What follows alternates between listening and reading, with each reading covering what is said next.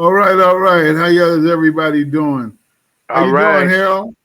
Yes, sir. I'm doing AKA pretty good, Mr. Tony. Cowboy, all the way in San Diego. How you doing, baby? Yes, sir. Yeah, my dog, man. My man right here aggravates my dog. And I'm gonna have to leave him alone right now. Here comes out. Come here. Come here. One treat. Come here. Come here. Yeah. Come here. Stop it. Sit up. So yeah, well, let's what we're gonna do today, we're gonna talk about, man, how illnesses have changed our life, cowboy. You know what I mean? How's the Yes. weather down there in San Diego, man? It's about 70 degrees right now. Huh? It's about 70 degrees. Oh, okay, 70? Okay. Yes. Okay. Okay. Okay, yeah, well it ain't no 70 here. Yeah. It definitely ain't no 70 here, bro. That's for sure. Right, right. You know, that's for sure. But anyway, man, like I say, bro, we're gonna talk about how, you know, different illnesses have changed our life.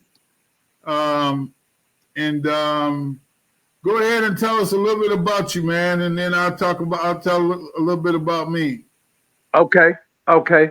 I am truly grateful and blessed that God is still at work and allowing my path to cross yours in the spiritual piece and this journey that we're on. And being able to have a forum and a place where I can come and share with somebody else that knows exactly how I feel when it relates to doing dialysis, being on dialysis, and for me having a transplant. I don't have diabetes. I mean, I'm not a diabetic, and I don't have high blood pressure. And so when in 2019, I went from 238 to 180 and weight loss, and I wasn't smoking no crack, and it I know that's and right. so it scared me, Mr. Tony, that so I got so sick that the guy I played ball with, Johnny, his birthday is March 11th, and I was in the bed. I say, man, before I do anything, I'm gonna call Johnny, wish him a happy birthday, and then I'm gonna go to the hospital. And I did that. And when I got to the hospital, they said we got to admit you, and they admitted me, and they ran all kinds of tests. And Dr. Theodore Thomas, a well-known black nephrologist, is a part of my story. And he came in on that Friday and he said, you know, Harold, your kidneys are shutting down on you. And they called it, oh, I'll get the name. It's some kind of nephrology. Mm-hmm. Uh, Starts with a G. And he said I had that, right?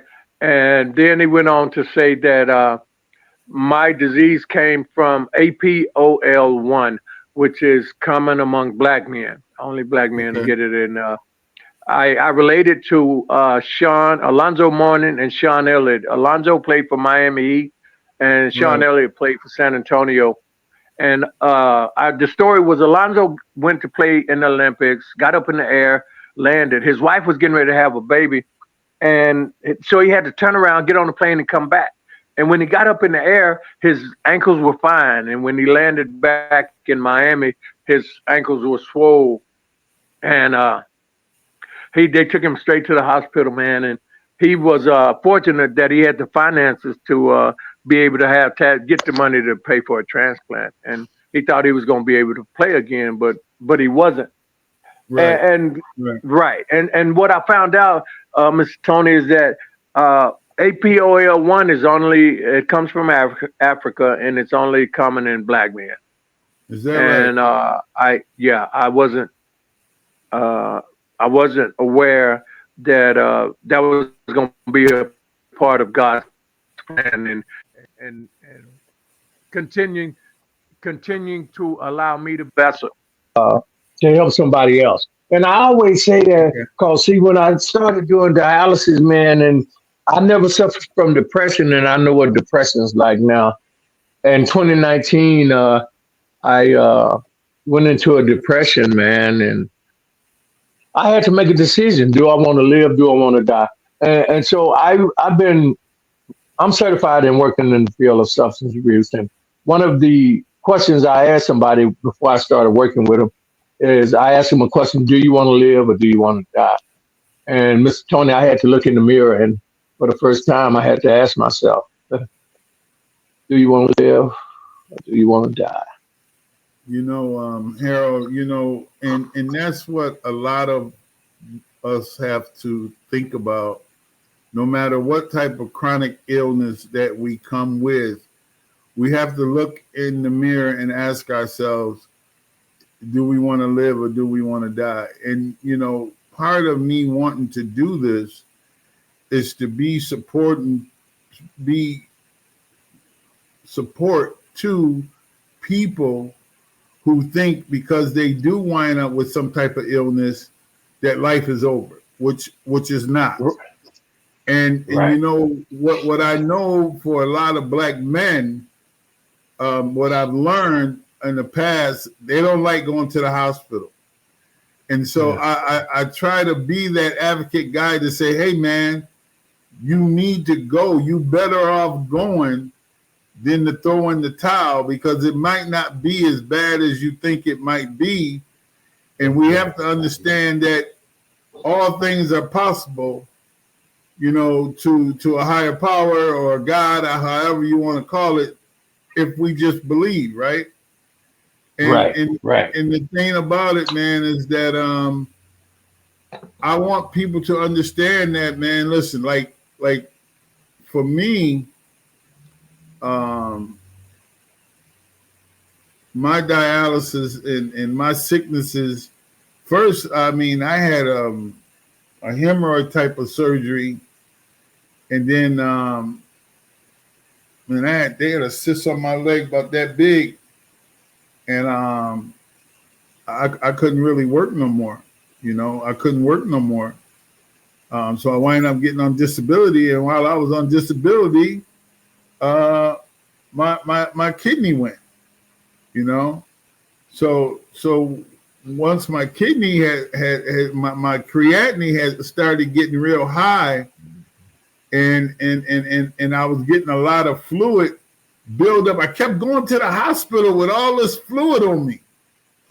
I tell you something, man. One time they cut me right here. Mm-hmm. I wanted to go watch my nephew play basketball in the Peach Street tournament up in Augusta. And I told the doctor, I'm going to watch my nephew play. Mm-hmm. She said, I tell you what, you can go, but I can't promise you're going to make it back. Mm-hmm. When they cut me open, man, there was 2 liters of fluid sitting right there. So I say all that to say that a guy like me, man, I just have to continue to do the next right thing, right? I do the next right thing, and I haven't had no more fluid on me ever since, until I started getting it from when my kidneys had failed and I was getting all that fluid, and I was going to the hospital. I was calling the ambulance, and the wife wasn't home, and I had to call them. They come and get me. And it just got to be real repetition to the point where I didn't know what was going on. But today I'm aware, right? I'm aware of what's going on. And I tell you, man, I still have the same faith and belief in everything that I do. Before I got sick, just as well as I got what I got now. And I don't consider myself sick, man. Mm-hmm. I really don't. I just got an illness. I hope there's a difference, but I got a condition, I should say. I got a little condition. Mm-hmm. And with this condition, with people like you that I meet, and being doing dialysis for 15 years, hey man, I still travel. There's some things now I ain't working like it used to, but that's okay. You know, that's okay. But for the most part, I am still enjoying this thing called life, man, to the fullest. And that's what I want people to get, that you can still enjoy. And I tell you, and I know you probably know this, a lot of people think because they do wind up on dialysis, they're going to die. And that's not true. You're a testimony of that. You're a testimony of that, right? That's not true. But if you show up, because they'll tell you, if you start missing and all that, they ain't finna give you somebody kidney to just go to waste. They ain't gonna give you no kidney and you ain't going to your appointments and you ain't taking your medication. They ain't finna give it to you. Right. You know, so like I said, man, I just hope that me and you can reach others and let them know, no matter what they got, no matter what they going through, that if they just continue to do the next right thing, man, joy come in the morning, man. You know, joy come in the morning, man. So, you know, I'm hoping to just continue to, you know, show up and do what we do, man. You know, because I tell you, when I saw you the other day and when you started talking, man, you did something to me, man. You know, and it's so funny how God will put two people in one place, man. I mean, all the way from San Diego to Atlanta, and we sitting in the same room with some of the same old things.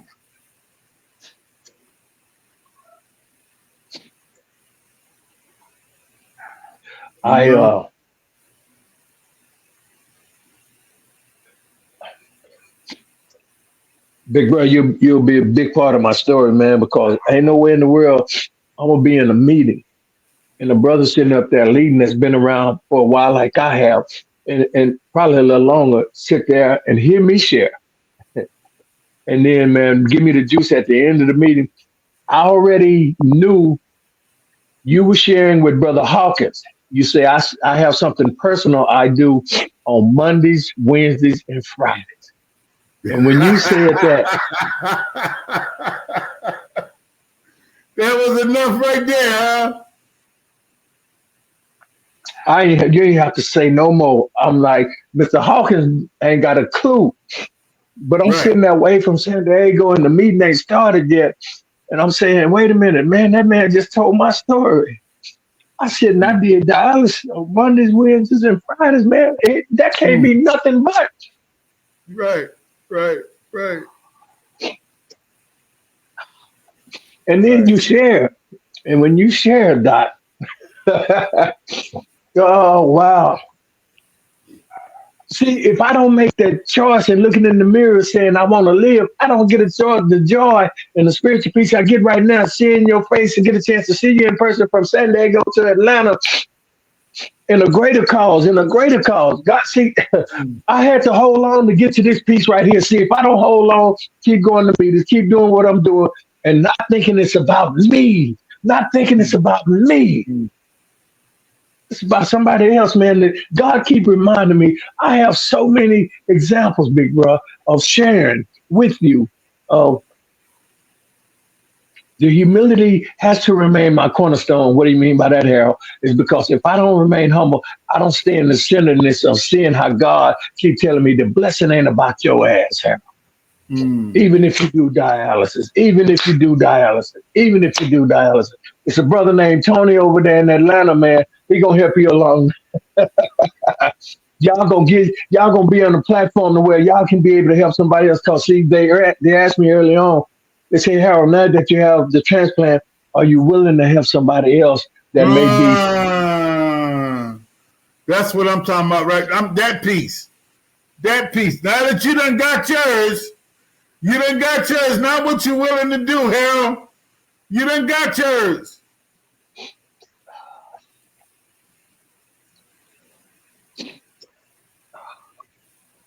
You done got yours. Now are you willing? That's what we have to ask ourselves. Are we willing? And then, like in my case, I don't have a kidney, but I'm still willing to help somebody else who can't get one or ain't got one yet. And when you said that, man, I'm talking about I want to be just like Big Brother Tony, because here it is. You said I have that vein that's hardened where I can't get the kidney. I got to do that. I got to do that. Got to do that. When you said that, big brother, man, I'm like, my hats went off to you, Doc, because I'm sitting there like, he ain't even got an opportunity to get a kidney, man, and he's still doing dialysis. But I'm talking about the spiritual piece of when you said, man, look, man, we got to help somebody, man, because I can't get a kidney, but I still want to help somebody. I still want to help somebody, even though I can't get a kidney. I'm like, come on, Doc. What more can you?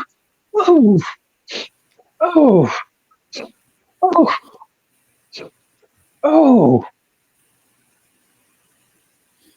See, because I know it ain't about me. See, and so when I understand that it's not about me, that's where my blessing's gonna come, because it ain't about me. Because guess what? I done found some acceptance. See, y'all taught me acceptance come on different levels, man. Right?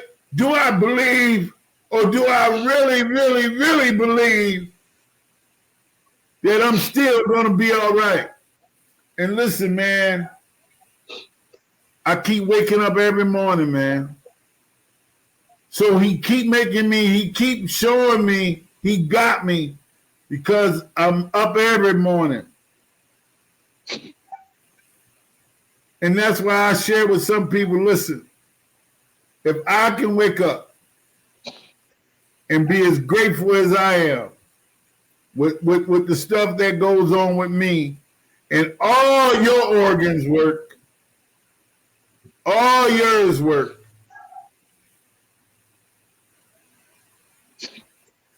what more man might need, bro? You know what I mean? What do you need? You know what I mean?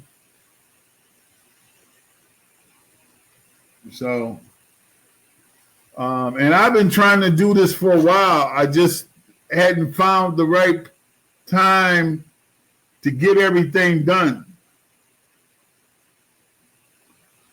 You know? Right. And but you know what I know? It happens when it's supposed to happen.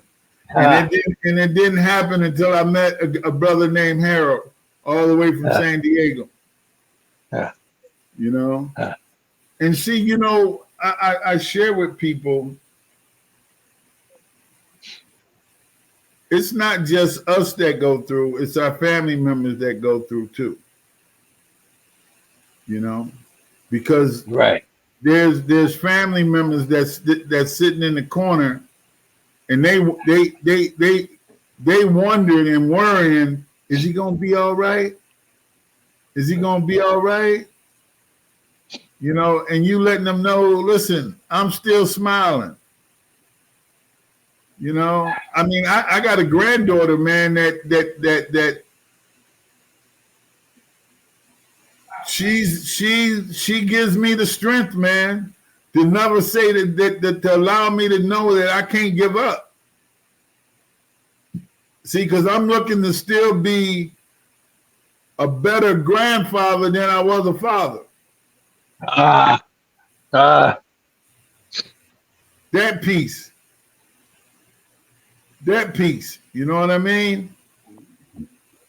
So I try to, and even though I got to do it from Atlanta and she's in Rochester, New York, I still do my part. You know, she just received her She just turned 6. And this was the first birthday that I missed, but it's okay. It's okay. Yeah, it's okay, man. You know, but I tell you, man, I just want people to understand, you know, like I'm a believer that a lot of support does not go in a certain area. I work in substance abuse as well, Harold. I got to go in tonight at 9. You know what I mean? And I've been doing it for a while. You know, I've been doing it for some years now, man. So it's so funny how we have that parallel.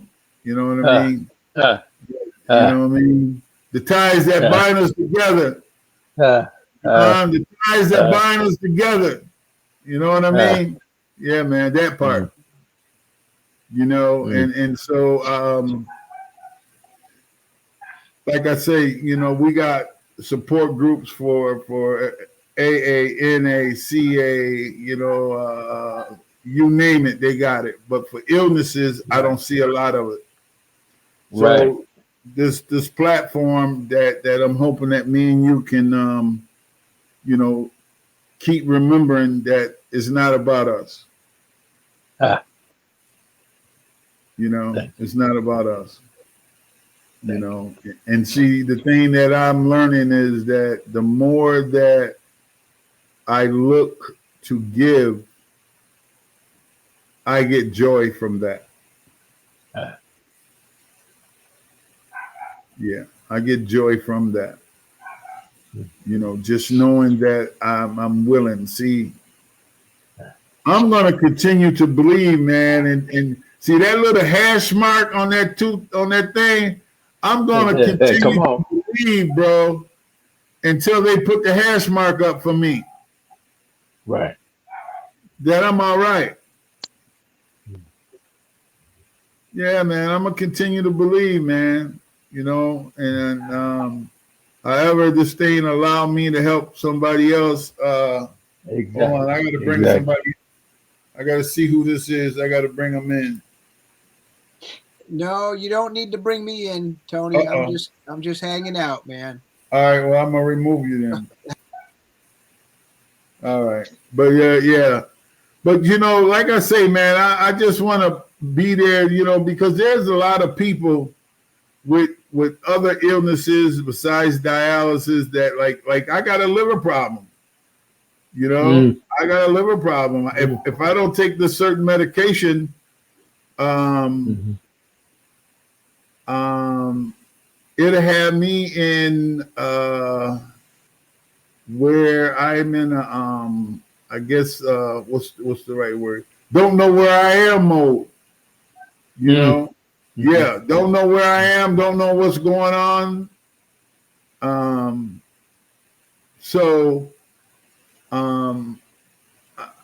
I not too long ago just got out the hospital, and what happens is my wife is the only one that can tell when I'm not right. Yeah, and that my buddy, that's my buddy right there, Junior. I don't call him no Junior. His name Russell. And I've been knowing that man for almost 19 years. It has been 19 years.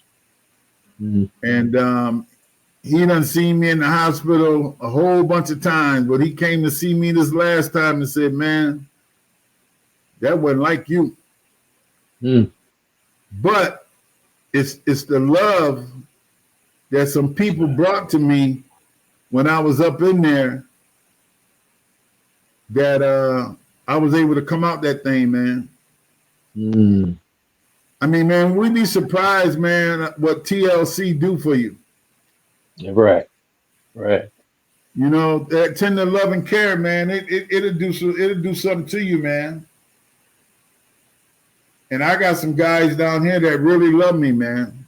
Yeah, I got some guys down here that really care about me, man. And I love them back. You know what I mean? Exactly. Yeah, man, I love them back, man. You know. But so yeah, man. we just gonna keep this thing moving along, man. And like I said, I know for me, going from playing ball, play high school, play college, a whole bunch of women. I mean, the point I'm making is I have lived a wonderful life. And the point I'm making is due to the stuff that done happened, you know, I'm 62 years old, and it's like I'm still enjoying life, man. You know, I'm still enjoying life, and I just refuse to give up. You know, sometimes I be in a clinic. I remember I had to go and do evaluation, and I seen a 10-year-old on dialysis. That blew me away. Yeah, it blew me away, man. Yeah, and that's when I understood that it wasn't what everybody makes it out to be. You know, it's what other people make it out to be. You know, different sicknesses can hit us at any age, at any time. You know, anytime it can hit us. But the key is to keep the faith, I believe. That's what works for me.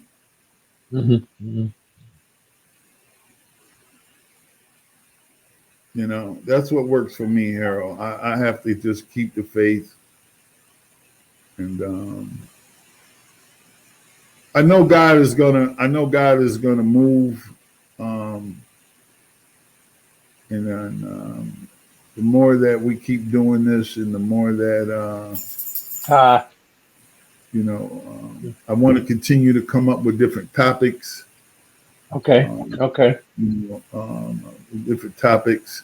I don't want it to just, you know, when someone come on and say, "Oh, they just talking about dialysis," you know, because you know what I found out. I asked a couple people to come on, and they said they don't want nobody to know that they do dialysis. I was like, okay. Really? And you know what? They got that right. That's their privacy. Exactly. Right? Because I'm not going to sit up here and act like I walk down the street with a billboard and say I do dialysis, because I don't. You know, I don't. Right. I bring it up when the need is to be brought up. And I bring it up if I really think it might help somebody. You know, because I'll be hearing people complaining, and like at my treatment center, I'm like, man, y'all don't even have a clue. Y'all look at me coming here every day, talk about I'm swag, this. I say, y'all don't have a clue, man. Y'all don't know what goes on in the inside of this body, man. But what happens is I'm still up in here 4 days a week, 6 hours a day, to try to help you understand you can live a better life.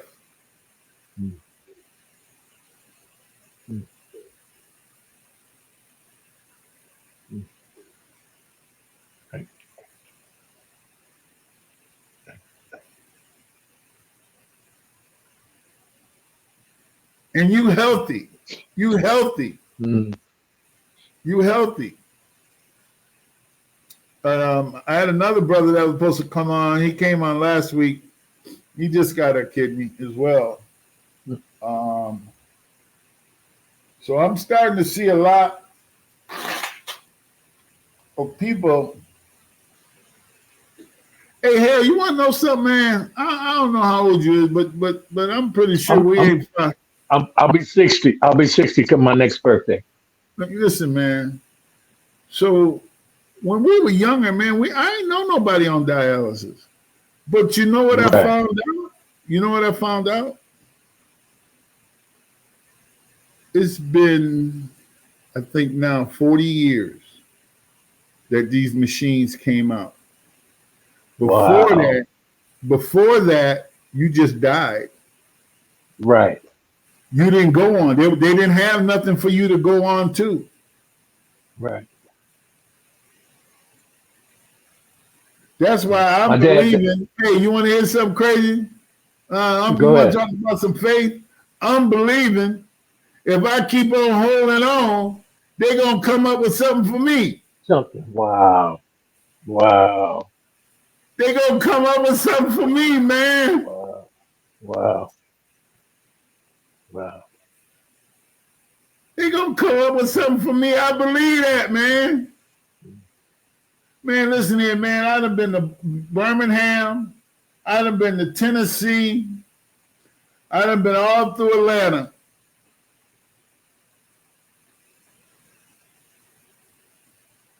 And they all tell me the same thing, right? And I got some doctors now tell me, well, you don't know what done changed by now. Why don't you go over there and get another evaluation? I said, I gotta tell you something. I said, y'all done had me get my hopes up too many times. I'm happy right now. I said, every time I go, y'all make me think that there's some hope. I said, I'd rather stay right where I'm at right now. Well, yeah, because they don't know what that does to you, man. That hope that you're gonna not have to do that machine and that needle and that. I had the reason I'm sharing because I had 3 people to go before my donor came up, and my close friend from home, my cousin from home, and a female lady friend here in San Diego that I know. They started the process, but they didn't get to first base. But when they said they wanted to do it, I was just grateful that they thought enough of me to even want to just attempt to get to first base with what you have to go through to give up a kidney. Most people think that it's just a 1, 2, 3 show, and it's just not like that. They have to go through some strenuous tests as well to even be able to give a kidney. And that hope that they were going to give me a kidney was enough. But the devastation that they didn't get to first base, yeah, it was. I get that. I get that hope piece, man. And the reason I get that hope piece, when my donor said, hey, how many kidneys you got? I shared at a meeting. I was tired of that needle, getting stuck with that needle. And she said, how many kidneys you got? I say, you got 2. I said, but you got to do the research. She said, okay. She did the research. She called me that Monday. And she said, who do I need to talk to? I gave her Lupita was the coordinator. I gave her Lupita's number. And she called back after she did her blood work. She said, guess what? My blood matched yours. I'm like, okay. Now, mind you, I still hadn't got my hopes up, Mr. Tony, because I had 3 people prior to her that. Right. So, right. And when she called in April, late April, she had passed one more test, but she certified 5150. So she had to get past approval from the site to give me the kidney. And doing so, she called me. It was around last week of April. I'm sitting at dialysis, and that's her. I said, yeah, what's going on? And she said, we got a date. I'm like, we got a date for what?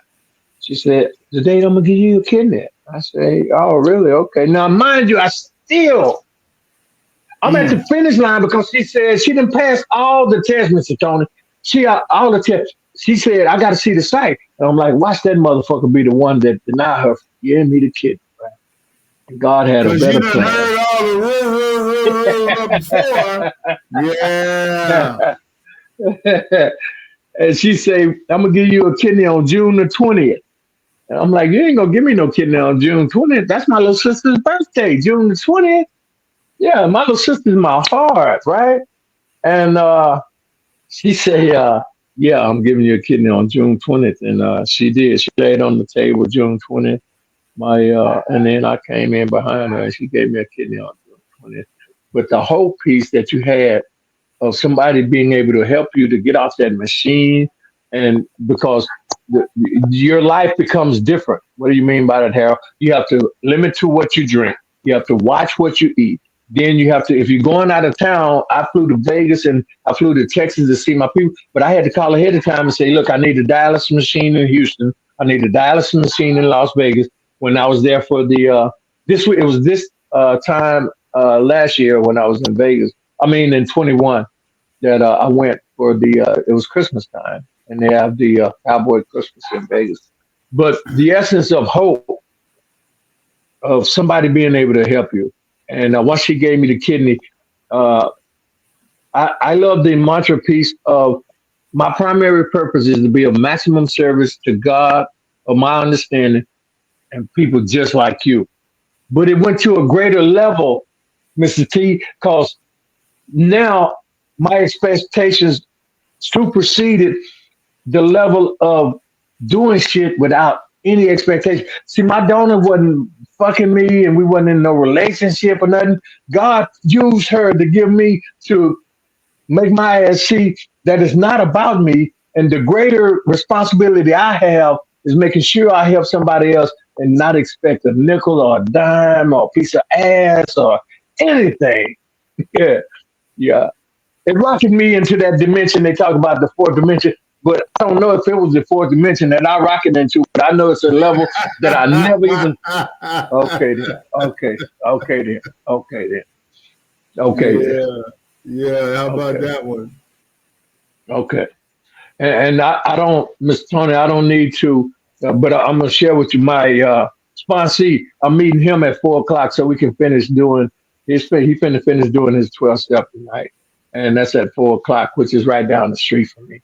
But I just wanted to let you know, man, I have to get off at 4. But we're gonna go ahead and close out now because I appreciate what you did, and we done gave what we need to give for the day. You know what I mean? Okay. We'll be back. Yeah, we don't have to do it. So are we gonna do it every Are we gonna do it every Thursday or every Thursday? Oh, you let me know. You let me know. I'm here though. I'm here. I'm here. No, I'm here. I'm telling you to go ahead and scratch your calendar. Okay. Down for, if something changes, I'll call you and say I'm not doing it this Thursday. Okay. But hence right going now, forward, it's Thursdays at 6 o'clock. We do anywhere from 45 minutes to an hour. We done did 45 minutes. Okay. And I appreciate you and I love you, man. Yes. I love you so much, Doc. Yes, sir. Thank you. Anybody that's listening, listen, I'm going to have my YouTube channel coming up pretty soon. So look out for that. And then we'll start the YouTube channel and you will be able to go back and look at this throughout the whole time. So this is going to be on Facebook, just repeating itself anyhow. So if somebody else, this is on Facebook. Huh? Oh wow! Wow, that's cool. You can go back and look at it. Yeah, that's cool. Right? Okay. So listen, Harold. Okay, big bro. Man, yes, love for you, and yes, sir. We'll stay in touch. I'm sure. Thank you so much, big bro. God bless. All right, peace. All right.